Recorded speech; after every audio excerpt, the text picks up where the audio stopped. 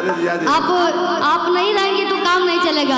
हमने के रिश्ता भाई बहन के बातें तो भौजाई के रह के चाहिए बीच में। पिछले कुछ दिनों से सोशल मीडिया पे पवन सिंह और चांदनी सिंह के शादी का मैटर पूरी तरीके से वायरल हो चुका है, क्योंकि हर एक न्यूज नेशनल न्यूज तक पहुंच गया है। था कि भोजपुरी के कुछ यूट्यूबर लोगों ने बनाया और चीजें इतनी ज्यादा बड़ी हो चुकी है, इतना ज्यादा चर्चा हो रहा है कि आज भोजपुरी इंडस्ट्री से बड़ी होकर अदर इंडस्ट्री पे जा चुकी है। पिछले कुछ घंटों पहले मैंने बहुत सारा न्यूज कवर किया, जिसमें बताया बहुत सारे न्यूज, जी न्यूज, ये सभी आर्टिकल में अपने पब्लिश किए हैं कि पवन सिंह और चांदनी सिंह का शादी हो रहा है। तो सबको लग रहा था चांदनी सिंह ने ही शुरुआत किया है, क्योंकि चांदनी सिंह के इंस्टाग्राम पे जाओगे तो बहुत सारे ऐसे फोटो वीडियो पवन सिंह के माँ और फैमिली के साथ देखने को मिलेगा।